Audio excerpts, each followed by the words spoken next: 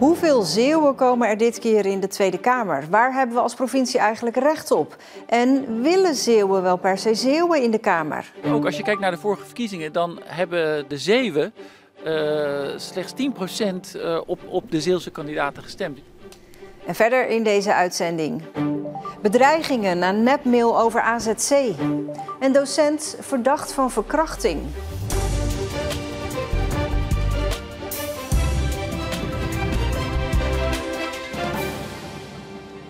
Goedenavond. 3 Zeeuwse politici staan hoog genoeg op de kandidatenlijsten voor de verkiezingen van 29 oktober om kans te maken op een plekje in de Tweede Kamer. 2 PVV'ers en 1 van GroenLinks PvdA. Dat lijkt weinig, maar is statistisch gezien het maximaal haalbare.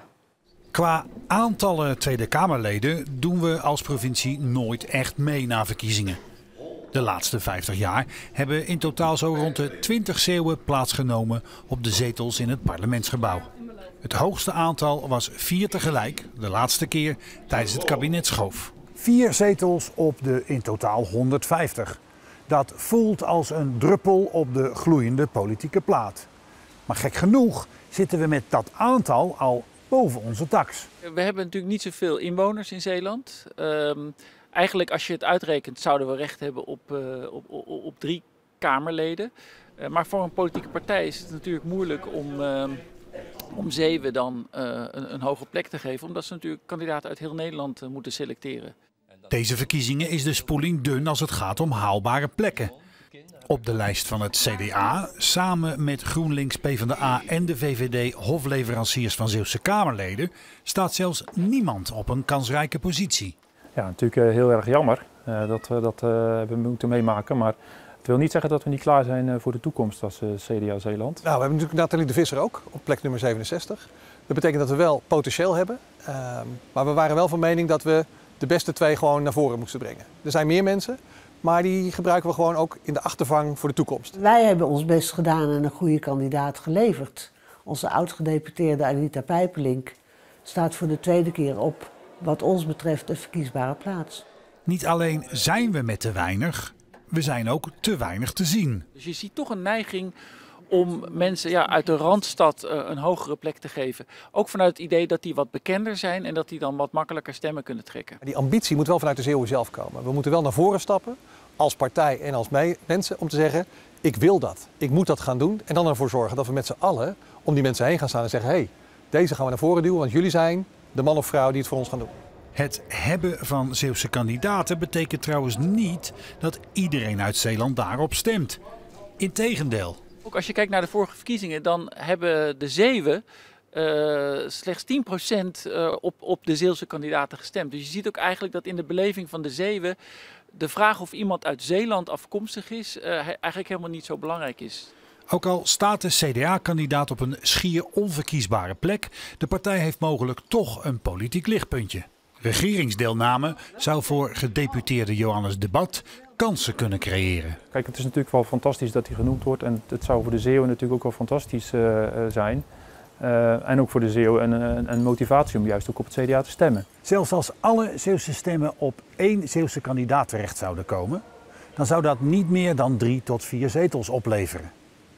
Willen we meer Zeeuws zitvlees op Haags Plus terecht krijgen, dan zullen de Zeeuwse kandidaten zich toch meer buiten de provincie moeten profileren. De eigenaar van deze supermarkt in Breskens heeft bedreigingen gekregen en is de hele dag plat gebeld nadat er een nep-e-mail rondgaat met plannen voor een AZC. In het bericht staat dat hij zijn supermarkt verkoopt, zodat er op die plek een AZC kan komen. Onzin, zegt de eigenaar, maar kennelijk geloven mensen het toch. In de mail staat ook een oproep om zaterdag te demonstreren tegen het AZC. De afzender is Forza Breskens, een onbekende persoon of organisatie. De supermarkteigenaar is ontzettend geschrokken en heeft de politie ingeschakeld. Die heeft gezegd het winkelcentrum extra in de gaten te houden. De provincie is afgelopen week gestopt met het bestrijden van de Aziatische hoornaar. Gemeenten nemen die taak nu over, maar dat leidt tot misverstanden, merkt het Aziatisch hoornaarteam Zeeuws-Vlaanderen. Die krijgt dagelijks telefoontjes van mensen die bang zijn dat hun nest niet meer wordt weggehaald. Maar het bestrijden gaat gewoon door. Dus er verandert voor die mensen niks. Als ze een nest hebben, kan dat gewoon nog gemeld worden en dan wordt dat opgelost. 1,5 jaar geleden werd al besloten dat de gemeentes de bestrijding van hoornaars gingen overnemen. En dat was dus nu, vorige week donderdag. En die hebben dat ook gedaan. Dit is eigenlijk gladjes overgegaan. Niemand heeft er erg in. Alle nesten die nog niet verwijderd waren, worden nu op kosten van de gemeente verwijderd. Ondanks de actieve bestrijding blijft de Aziatische hoornaar explosief groeien in de provincie. Toch heeft het zin om de nesten weg te halen. We moeten proberen om die populatie in te perken totdat er iets gevonden is. Een 50-jarige man uit Bruinisse, docent op het Pieter Zeeman Lyceum, stond vandaag voor de rechtbank. Hij wordt verdacht van verkrachting van een 14-jarig meisje. Ja, Mercy Kamermans, jij was bij de zitting. Het was een eerste voorbereidende zitting, maar wat weet jij inmiddels? Ja, we weten nog niet alles. Het is nog niet uitgebreid besproken daar. Maar wat wel duidelijk is geworden, afgelopen augustus kregen ouders van leerlingen van de school allemaal een brief dat er een docent was geschorst omdat hij verdacht werd van een strafbaar feit. En nu is dus wel duidelijk geworden waar dat om ging. Om die verdenking van verkrachting dus. En is dat ook op school gebeurd? Nee, het vond plaats op 29 juli. Het was toen zomervakantie. En de plek waar het is gebeurd is Bruinisse. Dat is ook de woonplaats van de man, maar precies hoe en wat, dat weten we nog niet. En wat zegt hij er zelf over, de verdachte? Nou, volgens het Openbaar Ministerie heeft hij in eerste instantie ontkend en later bekend.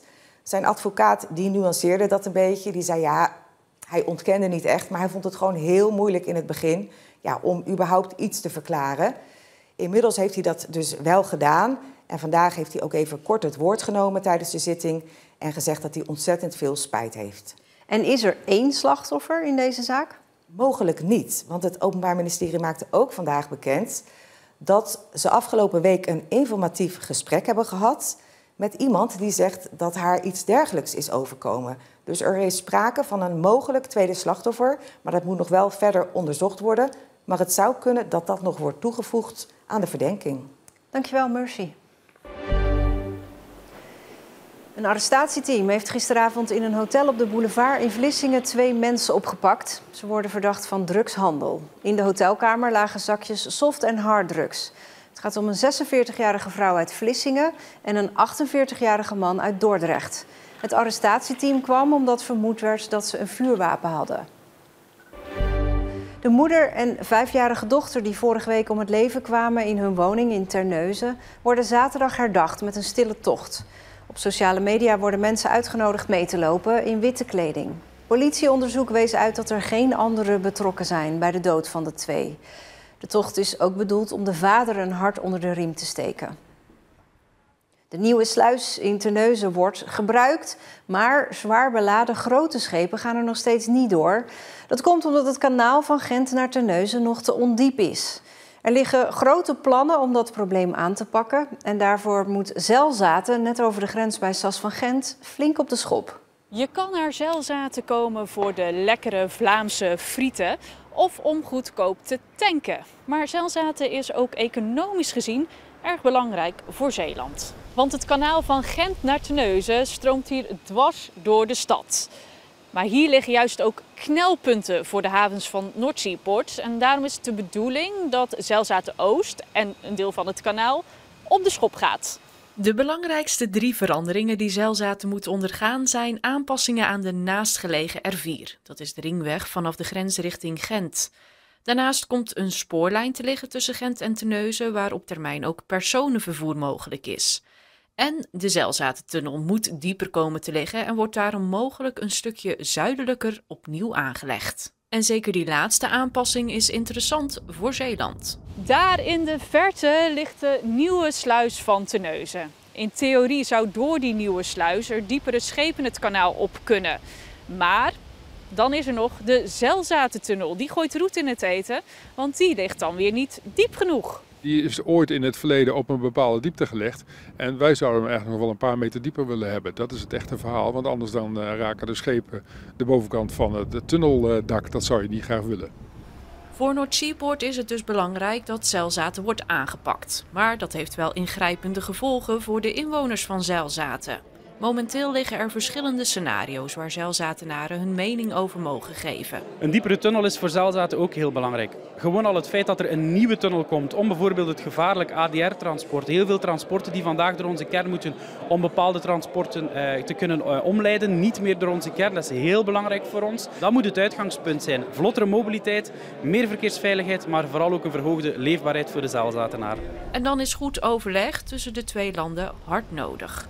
Als North Seaports zijn we natuurlijk altijd in gesprek met onze Vlaamse collega's, omdat wij eenmaal een grensoverschrijdend havenbedrijf zijn, verantwoordelijk voor Gent, Terneuzen en Vlissingen.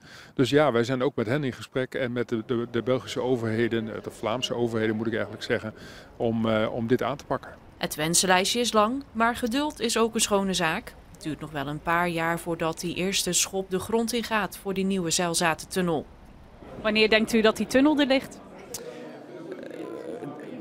Wanneer ik denk dat hij er ligt, daar kan ik moeilijk op antwoorden. Wanneer ik hoop dat hij er ligt, dan hoop ik zo snel mogelijk. Inwoners van Zelzaten hebben nog tot en met vrijdag de tijd om hun mening over de plannen te geven. De beelden van de vrouwen en heren van Veren keren terug op de gevel van het stadhuis. De nissen die jarenlang leeg stonden, worden dus eindelijk weer gevuld. 1 voor 1 worden ze met een hoogwerker als deze voorzichtig teruggeplaatst op het stadhuis. En dat heeft even geduurd. Ja, 13 jaar lang zijn ze leeg geweest. In 2012 werden identieke beelden verwijderd vanwege de vervallen staat. Dat er nu gloednieuwe voor in de plaats komen, geeft de burger moed. Ja, de Verenaren zijn denk ik wel heel trots op hun stadhuis. Dus zijn wel blij dat het gerestaureerd wordt. En dat is te zien aan de hoeveelheid mensen die na dit heugelijke moment kwamen kijken. Hen viel trouwens wel iets op aan de spiksplinternieuwe beelden. Ja, ze zijn heel wit. Ja, dat zijn enorm wit. En ik ben benieuwd of die nog een kleurtje krijgen eigenlijk, of dat ze zouden blijven. Maar dat zal in de loop der jaren wel goed komen. In totaal kosten de beelden €365.000.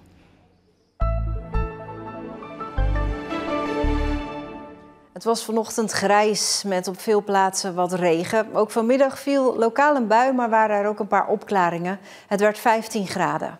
Morgen verloopt min of meer hetzelfde. Het weekend ziet er wat beter uit, droger en zonniger. Tot zover. Online vind je nog foto's van de groep flamingo's die weer neergestreken is in het Grevelingenmeer. Het zijn er ongeveer 55 en het blijft een mooi plaatje met al dat roze. Hoe dan ook, een hele fijne avond.